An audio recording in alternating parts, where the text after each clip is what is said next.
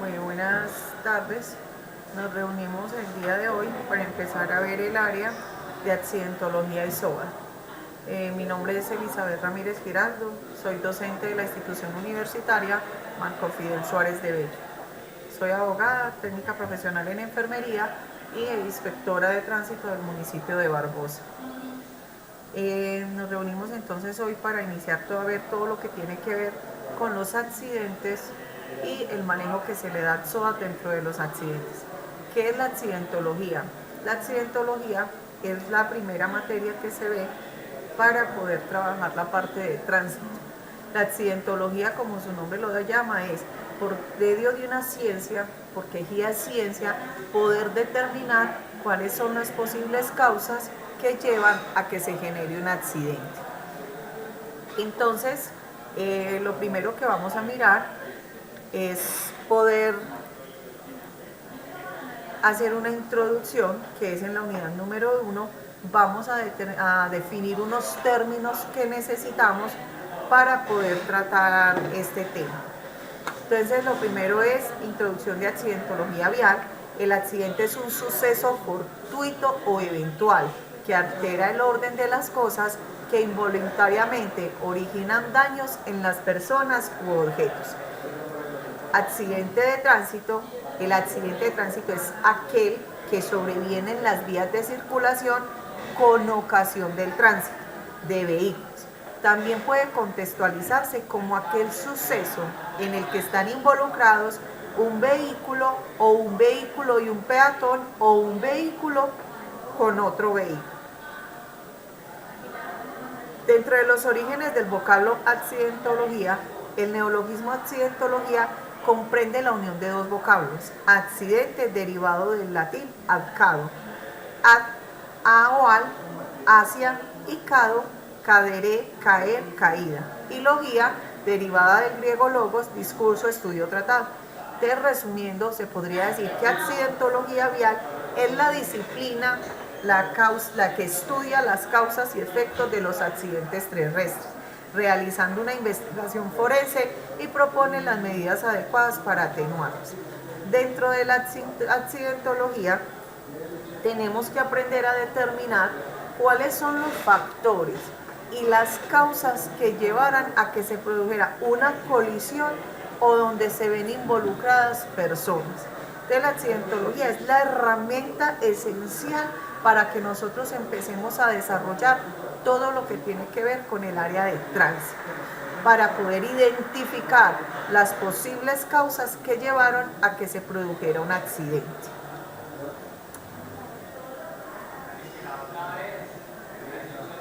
Entonces, vamos a empezar a mirar las causas de los accidentes de tránsito.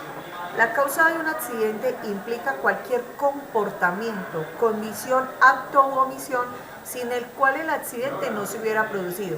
Entre las causas que producen el accidente siempre hay una que podríamos llamar causa primaria o principal, que será aquella sin la cual el accidente no habría tenido lugar. Asimismo, podemos encontrarnos con causas secundarias o mediatas, que son aquellas que por sí mismas no dan lugar al accidente, pero que conducen hacia él o coadyuvan a su materialización. Frente a las causas de los accidentes podemos identificar que hay causas netas que son imposibles de evitar. Supongamos que nosotros vamos en una vía y se cae un árbol. Eso es un hecho de la naturaleza, que ese hecho de la naturaleza entorpeció nuestra vía y generó ese nexo causal para que se produjera ese accidente. Entonces, dentro del estudio que se hace de la accidentología, se determina cuál es el nexo causal para que se hubiera originado un accidente. ¿Quiénes son los sujetos activos y los sujetos pasivos que provocaron esa colisión? Entonces, ¿cuáles son las causas primarias? Las causas primarias son cosas que no se pueden predecir, que uno no puede decir, no, si yo voy caminando y en la vía se me cae un árbol, yo no me voy a chocar. Si yo voy a la velocidad permitida, si voy con todo en regla, o sea, es algo que yo no pude predecir. Pero ya causas secundarias o inmediatas es cuando yo excedo la velocidad, cuando yo infrinjo la normatividad de tránsito, lo que me lleva a que ese infringimiento, esa violación directa a la normatividad de tránsito, haga que yo sufra o ocasione un accidente en virtud de otras personas o de vehículos.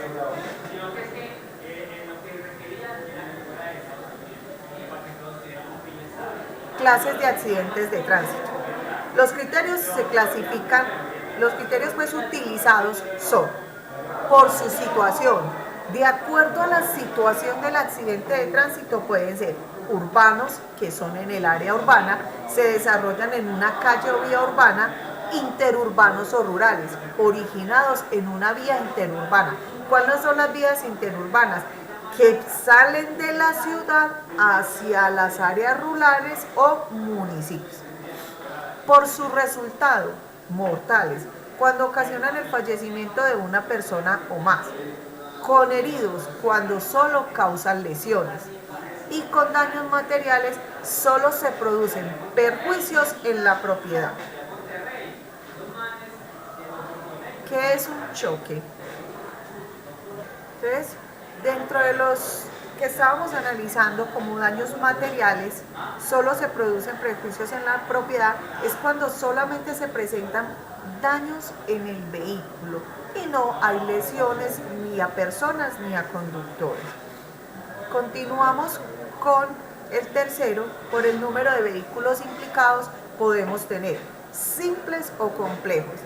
Cuando son simples, cuando interviene una sola unidad de tránsito, atropello o choque. Complejos son los que se presentan con dos o más unidades de tráfico implicadas. Un accidente simple es cuando simplemente dos vehículos colisionan o cuando hay un volcamiento, cuando hay un atropello. ¿Por qué? Porque solo tenemos dos unidades de tránsito vinculadas en este hecho. Complejos es cuando por un hecho se produce una colisión entre varios vehículos. Cuarto, por el modo en que se produce. Entonces, ¿cuáles son? Choque, cuando el vehículo se topa con un elemento fijo de la vía, tal como árboles, muros, vallas o cualquier otro elemento que forma parte de la infraestructura y que se encuentra en vía por diversos motivos. Tenemos choque y colisión. La diferencia entre choque y colisión es que el choque se produce, como la misma diapositiva lo muestra, contra cosas fijas que estén dentro de la vía. La colisión se produce siempre entre vehículos. Entonces, cuando atendamos el lugar de los hechos y encontremos un vehículo colisionado contra un muro, una casa, no lo vamos a llamar colisión, porque la colisión siempre depende de otro vehículo. Va a ser un choque. Eso se llama un choque simple.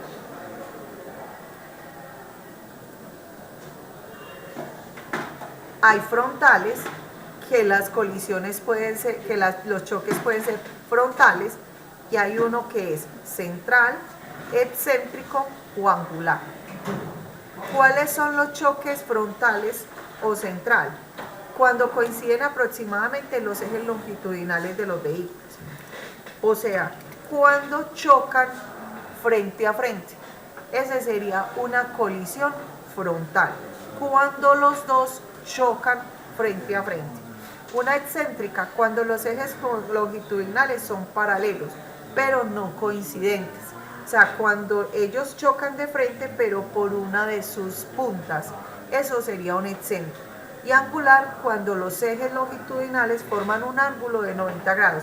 Cuando el vehículo está en línea recta y el otro vehículo colisiona en una de las puntas, pero laterales, sea lateral superior o lateral inferior.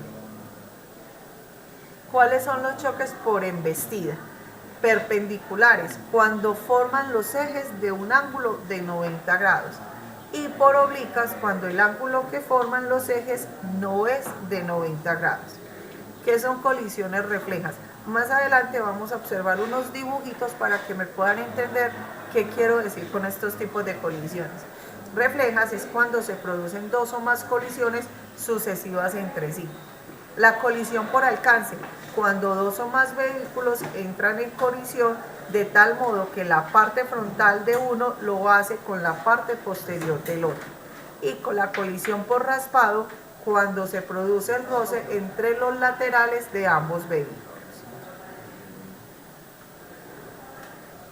En esta diapositiva encontramos accidentes con características especiales. Hay accidentes que no son ni colisión ni choque, pero son accidentes que se presentan con salida de la vía como atropellos, o otro como incendios y explosiones. Otro criterio que podemos entrar a evaluar dentro de los accidentes es según el día, según el horario, según la actividad y según lo que se transporta. Entonces, según el horario o su ocurrencia, según el día, según la actividad y según lo que se transporta, hace referencia a que un vehículo de carga pesada no va a sufrir un accidente en las mismas magnitudes o condiciones que un vehículo de carga liviana o un automóvil. De acuerdo a todas estas ocurrencias o estos criterios, es que podemos entrar a evaluar cómo sería la colisión.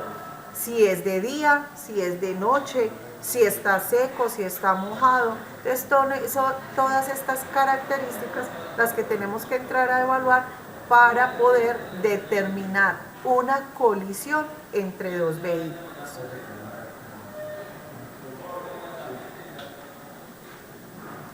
¿Cuáles son las fases del accidente? De acuerdo con la clasificación clásica, podemos establecer tres fases. La fase de percepción, la fase de percepción que se divide en varios puntos, y tenemos la fase de decisión. Entonces, dentro de la fase de percepción que vamos a analizar, es aquella en la que un conductor o un peatón tiene pleno conocimiento de la situación en que está involucrado. Esto significa que es cuando yo sé que el hecho de conducir me acarrea peligro y que aparte de que me acarrea peligro, conduzco bajo efectos del alcohol. Entonces, la fase de percepción es lo que se percibe, por lo cual se pudo haber producido un accidente.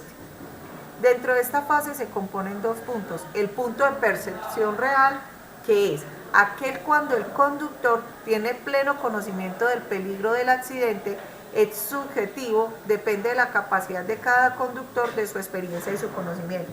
No es lo mismo una persona que ha transitado 15 o 20 años por una vía que puede ser considerada de alta accidentalidad a una persona que apenas va a empezar a conducir por una vía peligrosa.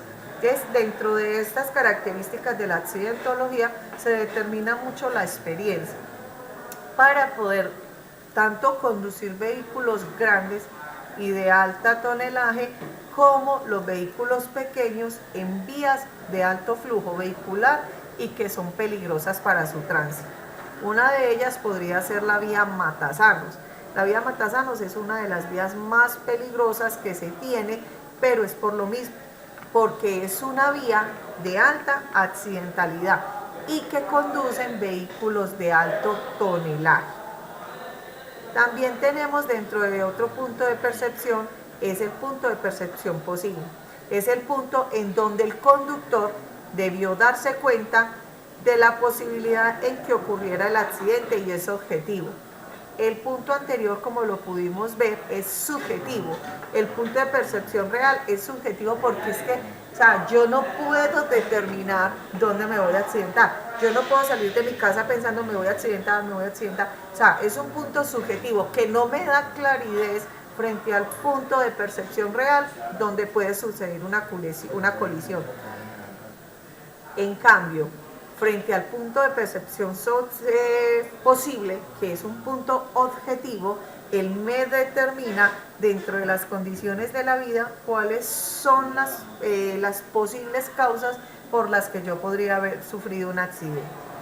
Tenemos un área de percepción real, es el espacio existente entre el punto de percepción posible y el conflicto real o punto fatal. Es lo que yo determino o lo que yo veo donde se va a producir el punto de impacto. Si yo voy en mi vía, voy a alta velocidad, yo tengo un punto de percepción real, porque estoy viendo la vía y voy a alta velocidad. Si si mirando hacia adelante veo que dos vehículos colisionan y por mi alta velocidad yo no puedo realizar ninguna maniobra e impacto a los vehículos, yo ya tuve una percepción real, que es cuando divisé el panorama de lo que estaba sucediendo. Una percepción posible de que yo sabía que iba a impactar. ¿Por qué? Porque por mi maniobra, al conducir a alta velocidad, no pude esquivar para poder evitar el choque. Que es, para poder determinar la culpabilidad dentro de una colisión, tengo que tener los tres puntos: un punto de percepción posible, real y un área, porque el área me determina a mí las posibles circunstancias o causas por las que yo pude haber evitado una colisión. Entonces tenemos que ya vimos la fase de percepción, lo que yo veo, lo que yo observo cuando conduzco en la vía. La otra es la fase de decisión, que es aquella en donde el conductor inicia la ejecución de la maniobra de evasión que va a desarrollar. Se entiende la maniobra de evasión como aquella que emplea al peatón o conductor para que se produzca un accidente. Si yo veo que yo voy a alta velocidad y veo la colisión, ¿yo qué hago? Trato de hacer una maniobra de frenado, una maniobra de esquive, pero son maniobras con una fase de decisión, o sea, son posibles decisiones que me impliquen el hecho de que yo pueda evitar la colisión o que el daño que se produzca no sea tan grande por la violación a la normatividad de tránsito. Dentro de las maniobras evasivas tenemos, entonces dentro de las maniobras evasivas tenemos frenar, girar a la derecha, tocar bocina, acelerar o girar a la izquierda. O sea, yo tengo un punto de percepción global o real donde puedo determinar si en una de esas circunstancias yo puedo realizar una maniobra. Estas son maniobras obligatorias. Si yo veo que un peatón va pasando, yo inmediatamente yo pito para que el peatón se asuste y así corra o mire para qué lado coge. Si yo veo que lo voy a impactar, puedo ver si en mi carril contrario no veo otros vehículos o otras opciones de peligro con las que yo pueda chocar, tratar de esquivarlo, tocarle la bocina, girar a la izquierda. Son maniobras o reacciones del ser humano que se llaman maniobras de defensa o de vida, porque uno pretende no terminar con una colisión que puede implicar la pérdida de la vida de la persona. ¿Cuál es el área para hacer la maniobra? Es aquella en donde la acción de evasión se ejecuta sobre un determinado espacio en área. El área comienza en el punto en donde el conductor apercibido tiene la posibilidad de ejecutar una maniobra normal, donde yo puedo frenar, donde yo puedo esquivar, donde yo puedo realizar una maniobra que no implique un daño a otras personas. En donde se desarrolla la mayor. Entonces, dentro de las fases del conflicto, que la tenemos acá arriba, qué pena, voy a hacer una corrección en las diapositivas, porque al cambiarla se me movieron. Entonces, dentro de las fases del conflicto tenemos en donde se desarrolla la mayor posibilidad en que ocurra un accidente.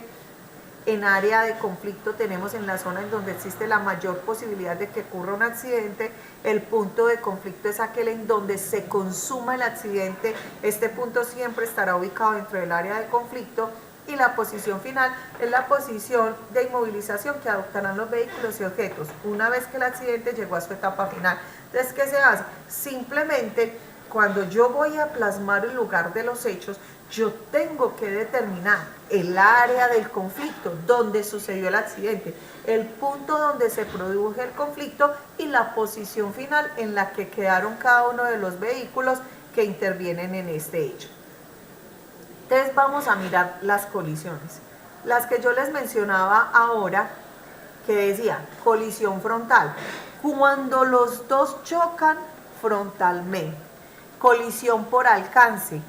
Si podemos evidenciar la fotografía, este tiene el cabezote mirando hacia el lado contrario. Entonces, por alcance sería casi la misma colisión trasera, pero se llama por alcance. Colisión lateral central, cuando le doy en el medio. Colisión lateral posterior, cuando le doy más abajo. Colisión angular anterior y colisión angular central. Colisión angular posterior por raspado cuando dos vehículos pasan cerca y uno colisiona con el otro. Raspado negativo, que es cuando todos dos van en la misma dirección. Atropello, que es cuando yo lesiono a otra persona. Vuelco de tónel o vuelco de campana. Acá podemos mirar también las colisiones frontales, que son angulares cuando dan en cada uno de los ángulos, sean posteriores, anteriores o posteriores. Tenemos otras angulares, tenemos central, central en el medio, anterior y posterior. Tenemos por raspado, que son en la parte, mire, como lo muestra acá es en la parte del frente, en la parte lateral y ya cuando quedan lineales. Y tenemos un raspado positivo y un raspado negativo. Cuando hace el pase, él trata como de tocarlo, pero logra esquivar el vehículo. ¿Cuáles son las colisiones por alcance? Entonces, podemos determinar que dentro de las colisiones por alcance se puede evidenciar, un momento por favor, colisiones por alcance. Tenemos la angular, que es la que da contra el ángulo de un vehículo. La excéntrica o derecha, la excéntrica izquierda es cuando el vehículo pasa derecho, pero toca una de las puntas del otro vehículo, o la central completamente. Colisiones frontales: frontal angular, frontal excéntrica derecha, frontal excéntrica izquierda y frontal central. Esos son todos los tipos de colisiones que se pueden ver.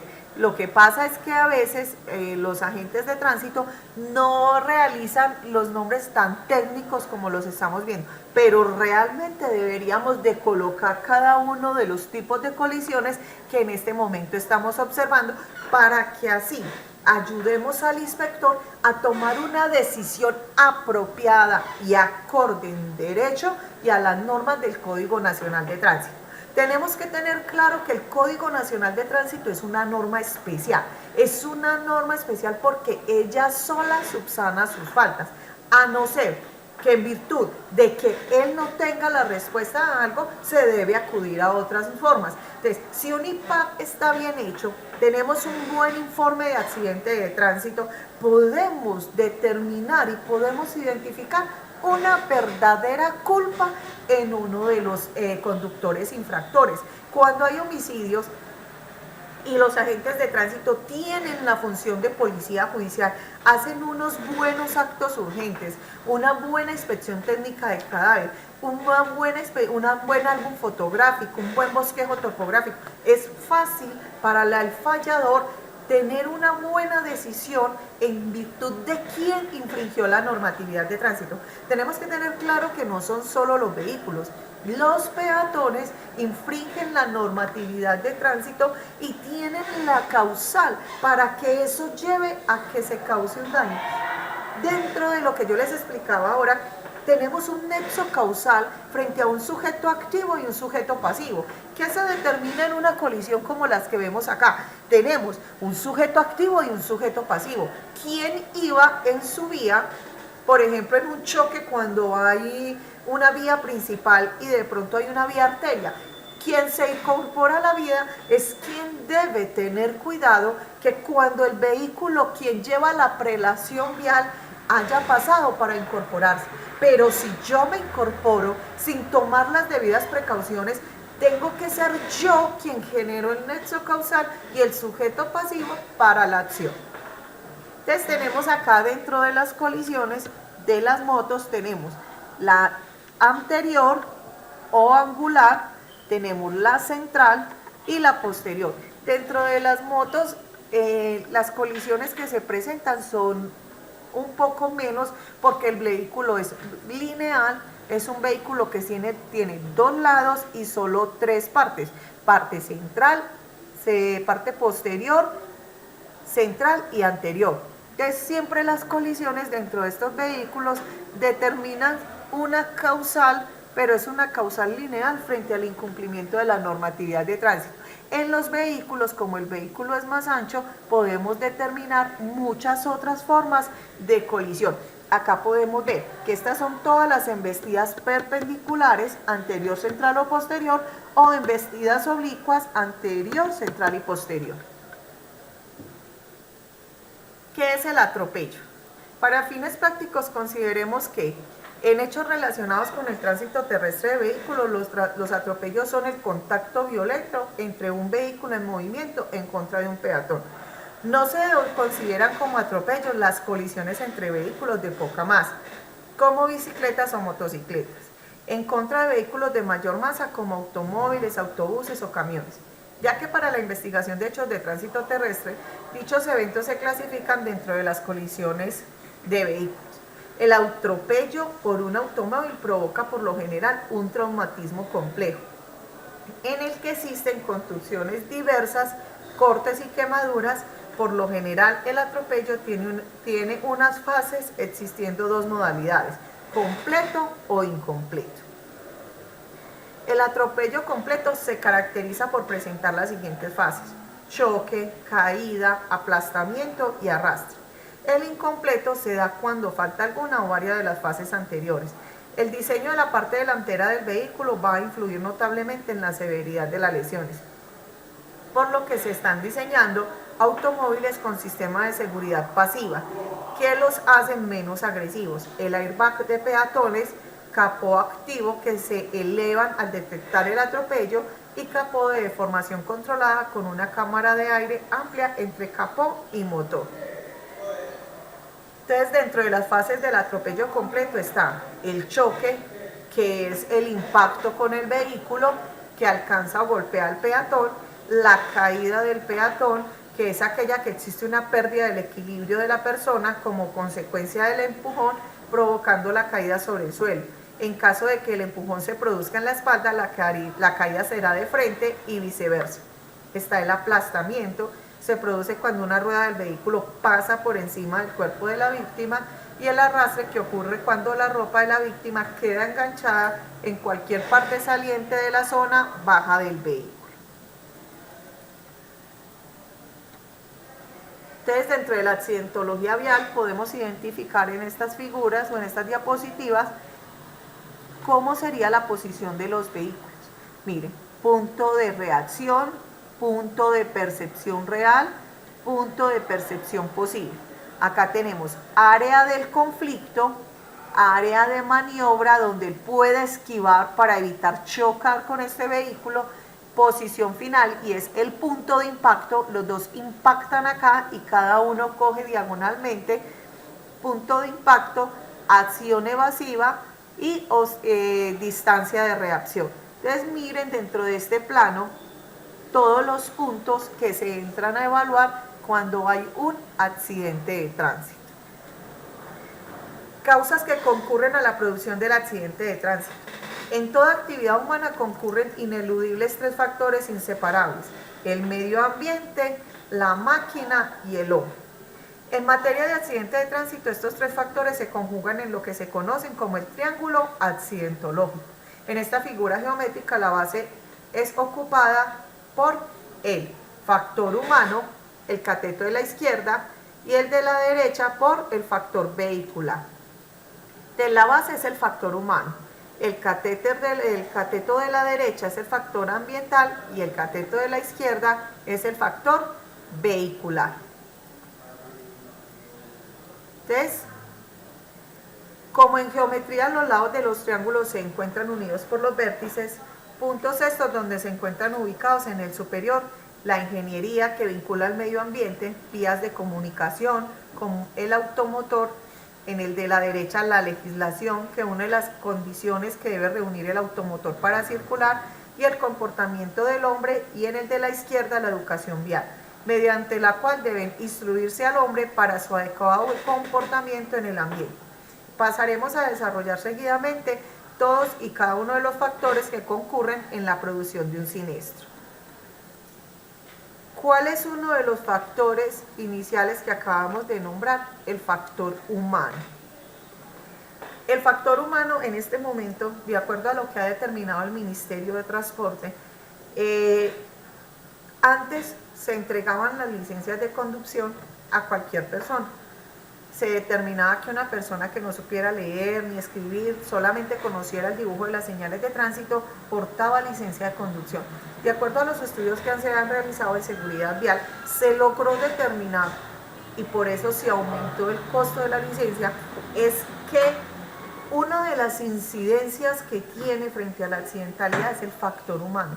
Si una persona, pues no desmeritando a una persona poco letrada, no conoce la normatividad de tránsito, no debe tener licencia de conducción, porque es una persona inequívoca para desarrollar una actividad que ha sido considerada dentro de la legislación altamente peligrosa, que necesita de reacción, percepción y pericia para poderse realizar. Entonces, el factor humano, el hombre conductor, inmenso en un mundo que hoy se caracteriza por la celeridad, la angustia y el estrés, no es ajeno a la influencia que estos factores producen sobre la acción de conducir, principalmente a la incidencia que ellos poseen sobre el estado psicofísico del individuo, particularmente en lo relativo a los tiempos de reacción. El tiempo psicofísico de reacción es el lapso de tiempo comprendido entre la visualización de la situación de riesgo y la iniciación de acción preventiva,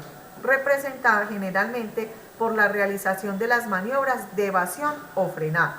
El factor humano lo que implica es que es esa persona, porque es que el vehículo no se mueve solo, el vehículo necesita ser maniobrado por un ser humano, quien en todos los casos es que realmente quien determina si la conducta que se hizo fue la que produjo el accidente. Pasa a ser el ser humano el sujeto pasivo de esta acción y el sujeto activo también, porque es el quien genera o quien puede evitar que estos incidentes se produzcan.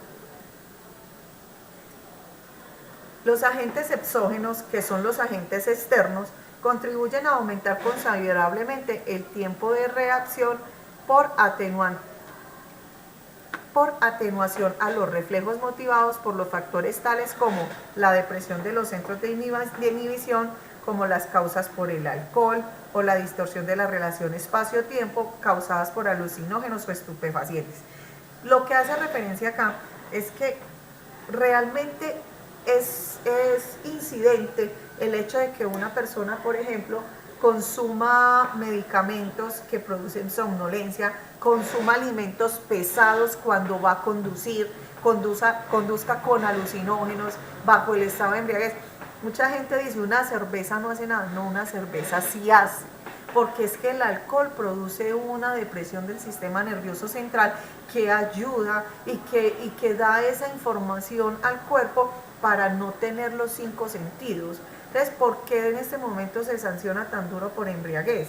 Porque es que una sola cerveza puede incidir en que tú no tengas un acto reflejo a la hora en que se produzca un accidente y seas tú el sujeto activo y el nexo causal para que esto suceda.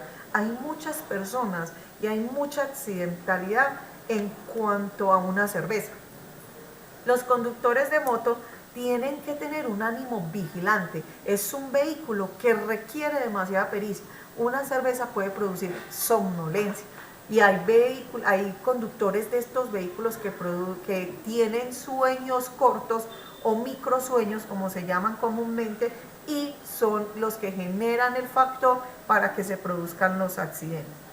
Debe sumarse a lo expuesto el ritmo cada vez más acelerado que nos vemos obligados a desarrollar las actividades cotidianas, convirtiéndose el tiempo para muchos de nosotros en un elemento de alto precio que es necesario administrar con avaricia. Esta situación se traduce en materia vial, en un notorio incremento de las velocidades de circulación y en una considerable disminución de los límites de prudencia, aumentando consecuentemente el número de siniestros. Debemos tener en cuenta que las posibilidades de respuesta de un ser humano ante determinado estímulo depende de 3 factores que actúan secuencialmente y sincronizadamente, a saber, la percepción, la resolución y la acción. El periodo de tiempo que transcurre desde la iniciación de la percepción hasta la finalización de la acción se denomina tiempo psicofísico de reacción, el que es universalmente aceptado para un individuo normal en 0.75 segundos. O sea que se supone que el tiempo de reacción de un individuo es mínimo, son 0.75 segundos. Si tú tienes 0.75 segundos para reaccionar, una de estas causas puede ser incidente para que se desarrolle un accidente. Entonces, existiendo autores que asignan 0.50 segundos en aquellas personas que hacen de la conducción de vehículos su profesión habitual, existiéndole a 1 segundo para aquellos casos de personas pocos habituadas.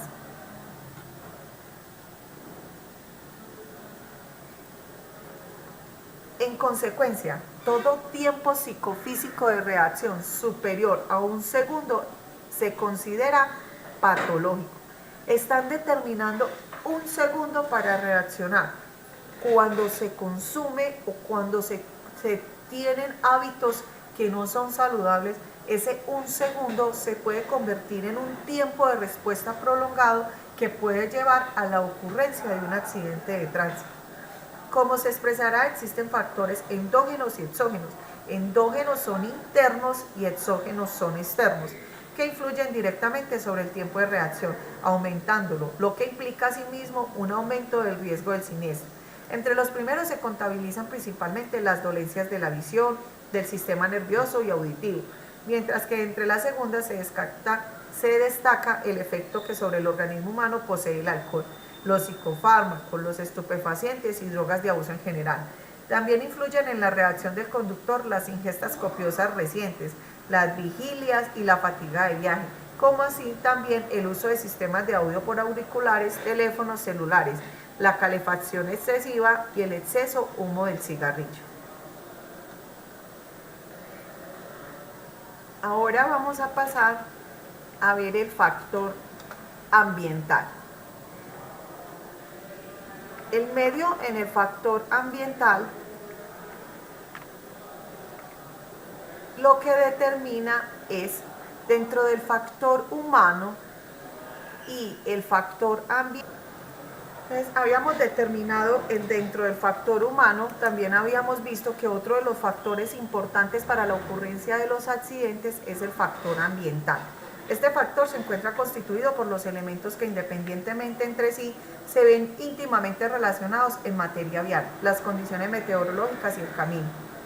Las condiciones meteorológicas hacen cuenta de la lluvia, la nieve, el hielo, la niebla, el humo, la luminosidad. Hay que tener en cuenta que no todas las vías colombianas están bien iluminadas y eso ayuda mucho a la accidentalidad. Son algunos de los principales constituyentes de las condiciones meteorológicas reinantes que pueden influir en la producción del siniestro, afectando por un lado la visibilidad, la que puede verse atenuada, disminuida e incluso anulada, impidiendo percibir con suficiente tiempo y espacio la situación de riesgo, imposibilitando consecuentemente la relación de maniobras de evasión o frenado, mientras que por otro va a modificar el coeficiente de adherencia o racionamiento entre el neumático y la calzada, aumentando notoriamente la distancia de frenado. Podemos determinar el camino, el tipo de calzada, banquinas, la existencia de peraltes, guardarraíles, puentas, alcantarillas, canteros, plazoletas, radio de curvas, pendientes y abobamientos de la vía de circulación. Su estado de conservación y mantenimiento influirán también en la circulación de los vehículos y en los siniestros que se pueden conducir. Así los coeficientes y en los siniestros de los vehículos, en la adherencia entre el neumático y la calzada, variarán con la naturaleza del material empleado para la construcción del camino e incluso con su estado de utilización. Así el coeficiente de adherencia para una calzada de hormigón nuevo es de 0.80, mientras que si se encuentra pulimentado por el uso, ese coeficiente disminuye de 0.55. Para el caso de calles adoquinadas, los coeficientes pueden variar de 75 a 60. ¿Qué indica eso de coeficientes? Que el color del asfalto o el piso con el que está hecho las vías determinan también el grado en que se puede ver posible una accidentalidad.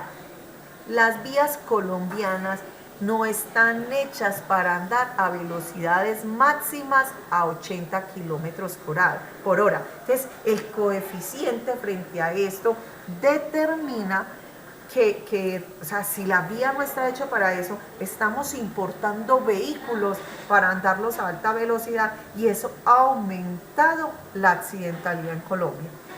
Ahora el último factor, que es el factor vehicular, aspecto de primordial importancia en la producción de siniestros, son derivados de este factor, entre los que cabe mencionar el estado de uso, conservación y operabilidad de los sistemas de frenos, dirección, suspensión, eléctrico, neumáticos y de seguridad. Así, la potenciabilidad de freno se ve considerablemente disminuida ante el desgaste de cintas, pastillas, discos y campanas. Con relación a los neumáticos, debe tenerse particularmente en cuenta la presión del inflado de los mismos en razón de las presiones inadecuadas, ya sea por defecto o exceso. Implica variación de la superficie de contacto entre la cubierta y la calzada. Asimismo, se hace necesario tener presente el dibujo de las mismas, lo que advierte vital importancia en la circulación sobre caminos mojados o cubiertos de polvo o arena. En estos casos, el diseño del dibujo hace que tanto el agua como las partículas sólidas sean evacuadas hacia los costados de la banda de rodamiento o bien canalizados dentro del dibujo. La ausencia del dibujo, características de los neumáticos desgastados, implica la permanencia de partículas sólidas entre la banda de rodamiento y calzadas, las que, comportándose a modo de rodamiento, reducen el coeficiente de adherencia, aumentando la distancia de frenado. ¿Qué indica esto? Por eso es que existe la sanción por llanta lisa. Es que la llanta lisa es un factor fundamental para que exista un accidente. No es lo mismo el frenado de una llanta lisa o una llanta que tenga todas las dibujos o todas las adherencias a las que les corresponde su dibujo. Es que si una llanta está lisa en cualquier momento, ustedes pueden probar con unos zapatos lisos. Si yo voy caminando y tengo un zapato liso y no tiene adherencia al piso, el zapato va a permitir que yo pueda sufrir una caída. Entonces, en estas condiciones, sobre calzadas mojadas, el agua permanecerá igualmente entre el neumático y el piso, produciéndose el efecto de hidrodeslizamiento o hidroplaneo, que tal trágica consecuencia suele producir.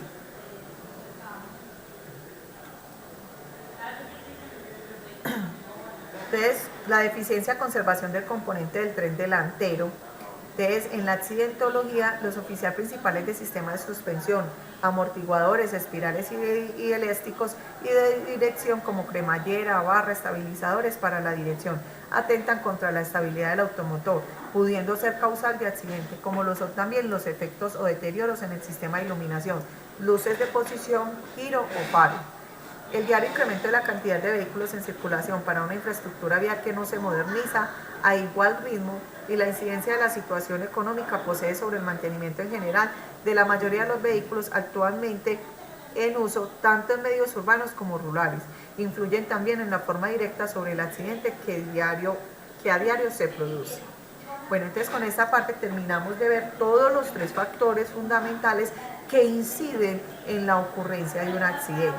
Ahora vamos a entrar a analizar la última unidad, ya que yo no dividí pues, el trabajo por unidades y es todo lo que tiene que ver con las huellas. Entonces vamos a mirar la huella de frenado o longitudinal que identifica el bloqueo de la llanta con maniobra de desaceleración de emergencia sobre una superficie sobre la cual se ejerce una adherencia máxima y resistencia de desplazamiento. Como podemos ver, esta sería una huella de frenado.